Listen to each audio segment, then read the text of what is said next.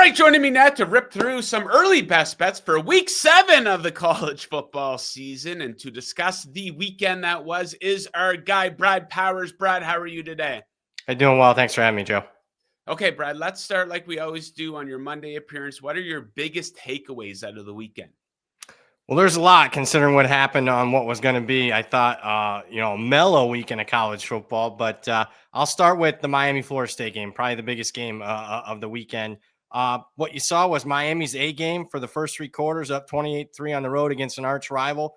Probably the best in the country. It's not the first time we've seen that. Obviously, a nice win over Notre Dame, dominating second half against Florida, at least in the fourth quarter. You look at the O-line, D-line, maybe the best line of scrimmage team in the country. Carson Beck's playing as well as anybody in the country at quarterback. The true freshman wide receiver, Tony, looks great. So why am I bringing this up? There's going to be a but here. Well, the but is this.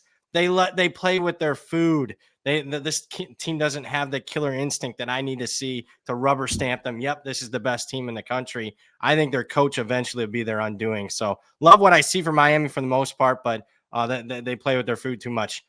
Big upset. UCLA. Not only the biggest of the college football season so far, but on many levels historic. First 0-4 team or worse to beat a top 10 team in 40 years. Ooh. Keep in mind, this is a UCLA team that fired their head coach already, fired their OC, fired their DC. UCLA hadn't led a single minute in any game so far this season. They beat top 10 Penn State. So an incredible upset there. We'll talk Penn State and the ramifications of that, significant ones. And then I'll say this, a team that really impressed me, even though they didn't win, didn't cover, Vanderbilt. I liked Alabama last week. I bet Alabama last week, but I upgraded Vanderbilt's power rating after watching that game. They had 2 turnovers in the red zone. Alabama gets that fortunate touchdown to get the cover with about 20 seconds left. No game for Vanderbilt. The rest of the schedule was unwinnable for them. To make the playoffs is plus 470. I know you like these, Joe. I don't think that's a terrible bet. I wouldn't be shocked if Vanderbilt's 10-2. Okay, so yeah, let's talk about the two big losers out of the weekend, Penn State and Texas. So Texas loses 29-21 to Florida. They were down by 15 in the fourth quarter of that game. Penn State was down by 20 at half versus UCLA. Both teams with 2 losses. So Texas now plus 280 to make the playoff. Penn State plus 600 to make the playoff. Are either of those bets worth consideration, or do you think both of these teams are cooked? Yeah, I think they're both cooked. I would not make either bet. I think the most likely record for both at this point is 8-4. 8-4 is not getting you in the playoffs.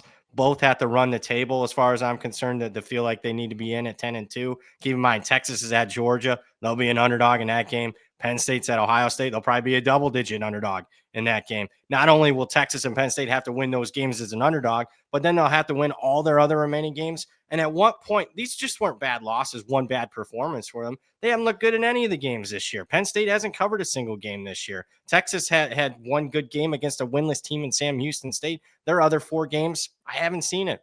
Both were legitimate losses last week. I don't see it happening, Joe. This is 2 top preseason 1 and 2. Neither one's making the playoff. That's a crazy college football world we live in now. Yeah, just an incredible bust this Texas Longhorns team is. Who gets the blame for that? Is the media, building this team up, Arch Manning to win the Heisman, go number 1 overall in the NFL draft? A lot of people were fooled by this. Yeah, I mean, certainly the Arch is going to make the headlines, and deservedly so. I mean, they got the preseason hype because of those headlines. So, I mean, that's the major reason why they haven't lived up to expectation. But it's not like the typical Texas love. I mean, this is a team that, made the semifinals each of the last 2 years. The only team in the country in college football that's made the semifinals the last 2 years. So you look at the recruiting classes, you look at Sark as a play caller. I mean, there was some legitimate reasons why people were liking Texas outside of Arch this year. So blame goes all around. Every unit, with the exception maybe the defense, has been a beyond disappointment. Okay, Brad, a pretty definitive top 5 on the national championship futures odds board. Ohio State, Oregon, Bama, Miami, and Georgia, all inside of 10-1 odds. Outside of those top 5s, who do you think the best bet is? Well, I would argue the team with the biggest upside is Notre Dame if they make it. They're 22-1. They're going to be favored in all their remaining games, but they have no margin for error. I mean, they have to win all those games just to get in the playoff. The team with the highest projected win total outside of Ohio State, Oregon, and Miami, actually with a higher projected win total than Alabama and Georgia, is Texas Tech, 35-1 to win it all. I know you're thinking, rolling your eyes at Texas Tech. Keep in mind, number one transfer portal class that they welcomed in this year. You think Texas Tech, you think throwing the ball, offense, no defense. This year's team is not your average Texas Tech team. They're running the ball, averaging nearly 200 yards per game. They have one of the best defenses in the country. This is a legitimate team that's going to be favored in all their remaining games. And you win the Big 12, obviously you're in the playoff. I think that they got a shot to win multiple games in the playoffs. So 35-1 to win it all, I don't think that's a bad bet. Okay, so all Clemson needed to have a good performance was a matchup against Bill Belichick and the North Carolina Tar Heels. Tar Heels now 2-3 on the season. Those 3 losses all coming by 25 or more points. How would you describe the Bill Belichick college experience up until this point of the season? Well, I was pessimistic. Under 7.5 wins was the second bet I made this season, and I bet that in January. So I was never a buyer. I mean, you can make fun of me for my best bet record, but this is one that I actually got right.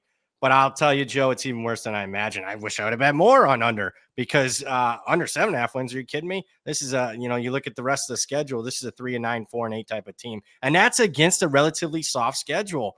It's not like they're playing, in the SEC. It's against the ACC, which is just that doesn't have the type of financial backing that the Big Ten and the SEC powers do. So, you want a hot take? I think it's a one and done. This just doesn't scream anything like Bill. There's distractions off the field with his girlfriend.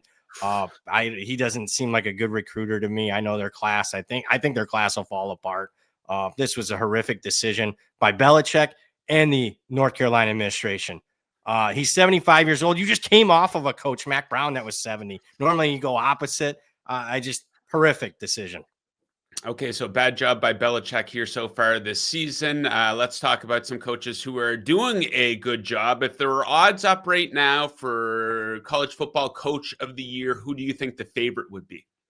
For me, I'll stay in the ACC. It's Tony Elliott for Virginia. They're 5-1. They're ranked in the top 25. They're off back-to-back outright upsets as a touchdown underdog. Hey, you came away. The world watched them against Florida State with that big upset and the field storming there. I came away just impressed with them last week on Saturday on the road at Louisville, off your biggest win in 20 years. You win that game outright. Now, they did have a couple of defensive scores in that game, but, I mean, they're 5-1.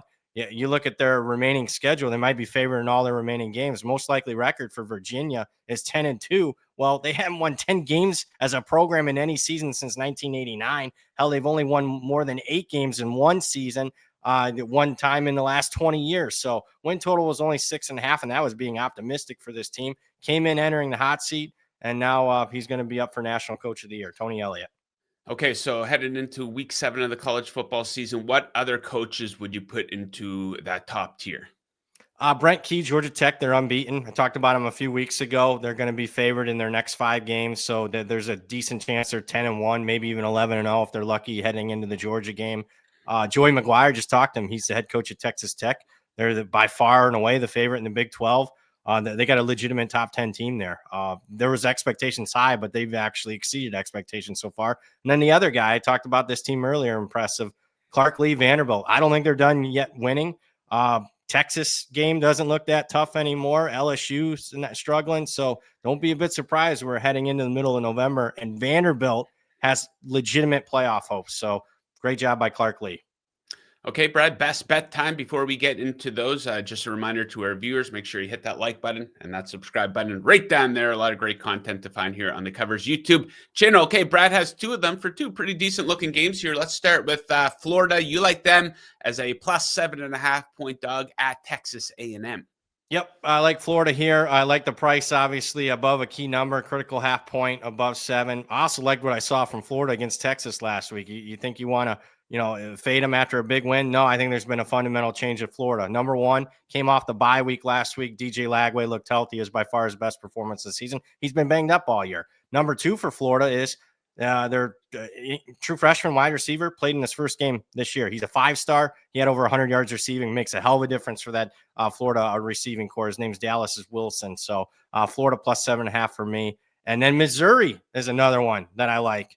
Plus 3.5 against the Crimson Tide. Everybody, you asked me, Joe, a couple weeks ago, about the Crimson Tide. Are you back on? You buying them? And I'm like, nah, there's some things I don't like. Keep in mind, Vanderbilt had a couple of red zone turnovers last week. We wouldn't be talking the same about, Alabama. Georgia had a red zone turnover the week prior.